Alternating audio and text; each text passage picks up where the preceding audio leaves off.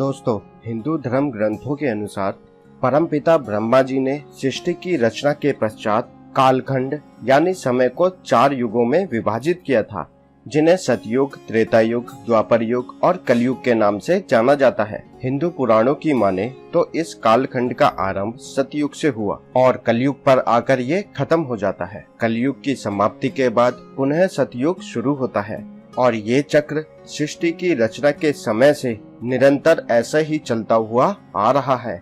हम आप आज जिस कालखंड में जी रहे हैं वह कालखंड के चक्र का 23वां चक्र है। अब आप सोच रहे होंगे कि इन 4 युगों में ऐसा क्या अलग होता है जो ब्रह्मा जी को कालखंड को 4 युगों में विभाजित करना पड़ा। तो मित्रों, इसका उत्तर हमें मिलता है हिंदू धर्म के लिंग पुराण में। इस पुराण में 4 युगों में क्या असमानताएं हैं विस्तार में बताया गया है और यह भी बताया गया है कैसे युग में आने वाले बदलाव से मनुष्य के लक्षणों में भी परिवर्तन आता है। आइए मित्रों, सर्वप्रथम मिलकर जानते हैं सतयुग के बारे में। नमस्कार मित्रों, सनातन डायरी में आपका स्वागत है। लिंग पुराण के अनुसार सृष्टि की रचना के पश्चात ब्रह्मा जी ने समय अर्थात कालखंड को 4 युगों में बांटा। तब सबसे पहले खंड का नाम सतयुग रखा गया। इसके बाद के कालखंड का नाम त्रेता, उसके बाद द्वापर युग और अंतिम कालखंड का नाम कलयुग रखा गया।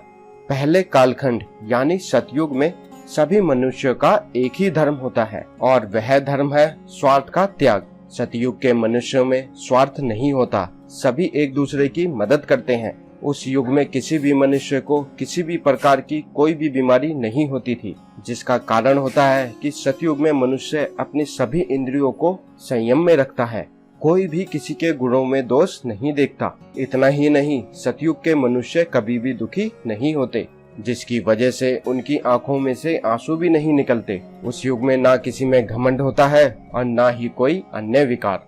मनुष्य आपस में लड़ते नहीं है और सभी प्रेम से रहते हैं। इस ग्रंथ में आगे बताया गया है कि सतयुग के मनुष्य बड़े ही फुर्तीले होते हैं। आलस से क्या होता है इस युग में लोग जानते ही नहीं। सतयुग के मनुष्यों की सबसे बड़ी खासियत ये हुआ करती है कि ना तो वे किसी से द्वेष रखते हैं और ना ही किसी की चुगली करते हैं, ना ही किसी से कोई ईर्ष्या और ना ही कोई एक दूसरे से अधिक बलवान समझता है। सतयुग में सभी मनुष्य अपने अपने कर्तव्यों का पालन करते हैं। सतयुग में सभी वर्णों के मनुष्य परब्रह्म परमात्मा के उद्देश्य से सभी अनुष्ठान कर सकते हैं। इस युग में सभी मनुष्य का अधिक समय धर्म कर्म करने में ही व्यतीत होता है। सभी लोग परमात्मा के नाम का जाप और उन्हीं की ही सेवा और पूजा किया करते हैं। इस युग में स्त्री और पुरुष में कोई भी भेदभाव नहीं किया जाता। सभी वर्णों के लोगों को शिक्षा, शस्त्रकला आदि क्षेत्रों में समान अवसर दिए जाते हैं। स्त्रियां विवाह के बाद अपने पत्नी धर्म का निष्ठा से पालन करती हैं और हमेशा पति की सेवा में लगी रहती हैं। बच्चे भी अपने माता पिता का कहा मानते हैं और बुढ़ापे में उनकी खूब सेवा किया करते हैं। सतयुग के लोग समय समय पर किए जाने वाले आश्रम संबंधी सत्कर्मों का अनुष्ठान करके कर्म फल की कामना और आसक्ति न होने के कारण परम गति प्राप्त कर लेते हैं। पुराणों की माने तो इस युग में मनुष्य की लंबाई 32 फुट तक हुआ करती है और मनुष्य अपनी इच्छा के अनुसार अपने शरीर का त्याग कर सकते हैं। मित्रों, सतयुग की काल अवधि 17,28,000 वर्ष बताई जाती है और जब ये काल अवधि समाप्त हो जाती है तो नए युग अर्थात कालखंड के दूसरे युग त्रेता युग का आरंभ होता है। मित्रों, त्रेता युग में मनुष्य अपने कर्तव्यों का पालन तो करते हैं, लेकिन सतयुग के मनुष्यों की अपेक्षा खुद की इंद्रियों पर संयम नहीं रख पाते हैं। इस युग में मनुष्य अपनों में सिमटने लगता है, यानी उनके अंदर स्वार्थ पनपने लगता है, वे दूसरों की चुगली करने लगता है। इस युग में मनुष्य के अंदर ईर्ष्या की भावना जगने लगती है। हालांकि ऐसे मनुष्यों की संख्या काफी कम होती है। इस युग में समाज वर्ण आश्रम ब्राह्मण, क्षत्रिय, वैश्य और शूद्र में विभाजित होना शुरू हो जाता है। हालांकि त्रेता युग में सतयुग की अपेक्षा धर्म का लोभ होने पर भी इस युग की स्त्रियां अपने धर्म का पालन करती हैं और पुरुष भी अपनी पत्नी को धोखा नहीं देता और संतान भी अपने माता पिता की खूब सेवा करती है। पुराणों की माने तो इस युग में मनुष्य की औसत आयु 10,000 वर्ष होती है और इस युग की काल अवधि 12,96,000 वर्ष होती है और इस काल अवधि के समाप्त होने के बाद कालखंड के तीसरे युग की शुरुआत होती है, जिसे द्वापर युग के नाम से जाना जाता है।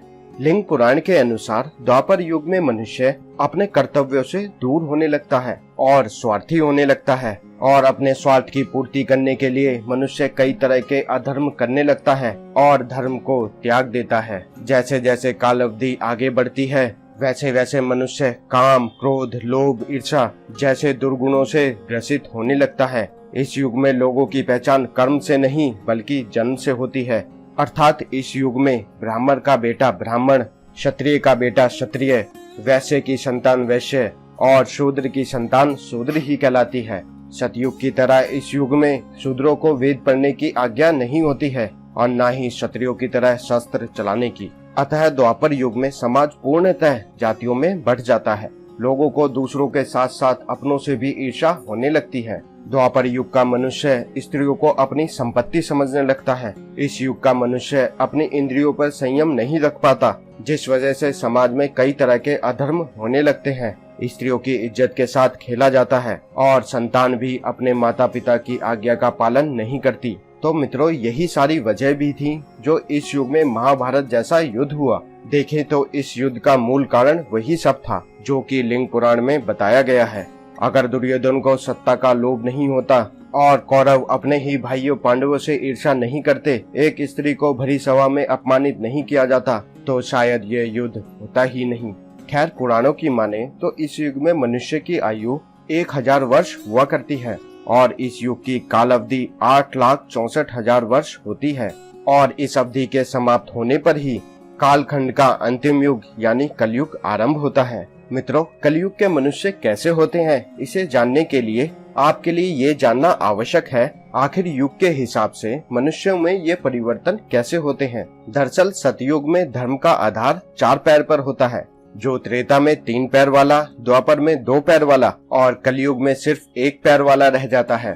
धर्म का लोभ होने के कारण मनुष्य की प्रवृत्ति में भी परिवर्तन होता है, जिसकी वजह से मनुष्य में युग के हिसाब से काम, कलेश, शरीर रोग और द्वंद्व बढ़ने लगता है और इसी अनुपात में मनुष्य वेद शास्त्रों को त्यागने लगता है। और अंतिम कालखंड यानी कि जब कलयुग आता है, तो कलयुग में मनुष्य माया, असूया और तपस्वियों का वध करने लगता है। इस युग में मनुष्य अधार्मिक, अत्याचारी, महाक्रोधी और अल्प बुद्धि वाले होते हैं। इस युग में सभी अपने कर्तव्यों से मुंह मोड़ लेते हैं, जैसे कि ब्राह्मण वेद पढ़ना छोड़ देते हैं, क्षत्रिय प्रजा की रक्षा नहीं करते, लोग गर्भ में ही लड़कियों को मार देते हैं, जिसे पुराणों में भी भ्रूण हत्या कहा गया है। इस युग में चोर प्रवृत्ति के लोग भोली भाली प्रजा पर शासन करते हैं। इस युग में लोग तप और यज्ञ के बल को भी बेच डालते हैं। कलयुग की स्त्री हो या पुरुष, कोई भी अपने धर्म का पालन नहीं करता। इस युग में स्त्रियों का सम्मान ना के बराबर रह जाता है। काम, क्रोध, लोभ और स्वार्थ में वृद्धि के कारण हिंसात्मक घटनाएं बढ़ने लगती हैं। लोग एक दूसरे से लड़ने लगते हैं, एक दूसरे की हत्या करने लगते हैं। संतान अपने माता पिता की सेवा नहीं करती और उनका हाल तक नहीं लेती। कलयुग में मनुष्यों की लंबाई 5 से 7 फुट तक रह जाती है। साथ ही कलयुग में मनुष्य की औसत आयु घटकर मात्र 70-80 वर्ष ही रह जाती है। दोस्तों, अब आप सोच रहे होंगे आखिर युगों में परिवर्तन के अनुसार मनुष्य की लंबाई और आयु आखिर कम क्यों होती जा रही है। तो मैं आपको बता दूं कि लिंग पुराण में बताया गया है कि जैसे जैसे युग परिवर्तित होता है, वैसे वैसे मनुष्य प्रकृति से दूर होता जाता है और भोग विलास में लीन होता जाता है, जिसकी वजह से मनुष्यों का शरीर कई तरह के रोगों से घिर जाता है और मनुष्य में काम, क्रोध, लोभ जैसे तामसिक गुण बढ़ने लगते हैं और वो क्रोध और चिंता के सागर में डूब जाते हैं, जिस वजह से समय के साथ साथ मनुष्य की लंबाई और आयु कम होने लगती है। इस पुराण में कलयुग की अवधि को 4,32,000 वर्ष बताया गया है और जब ये अवधि समाप्त होती है, तब सृष्टि के एक नए चक्र का आरंभ होता है और एक बार पुनः सतयुग आरंभ होता है। चारों युगों में कलयुग को वैसे तो सबसे श्रापित युग बताया गया है, लेकिन मित्रों, कलयुग की सबसे बड़ी खासियत यह है कि कलयुग में केवल एक दिन किया गया धर्म का काम सतयुग में पूरे 10 वर्ष, त्रेता में 1 वर्ष और द्वापर में 1 माह किए गए धर्म के बराबर होता है। और इस कलयुग में हरि का नाम मात्र लेने से ही मनुष्यों को मुक्ति मिल जाती है। फिलहाल मित्रों, युगों की ये कथा यहीं समाप्त होती है। अगर आपको लिंग पुराण में बताई गई ये बातें अच्छी लगी हो तो इस वीडियो को ज्यादा से ज्यादा लाइक और शेयर कीजिए। साथ ही अगर आप हमारे चैनल पर पहली बार आए हैं तो इसको अपना बनाने के लिए इसे सब्सक्राइब करें और बाजू में दिए गए बेल आइकन पर भी क्लिक करें, जिससे आपको हमारी सारी वीडियो की जानकारी सबसे पहले मिल सके। मित्रों, आज की वीडियो में इतना ही। मिलते हैं आपसे अगली वीडियो में एक नई बेहतर जानकारी के साथ।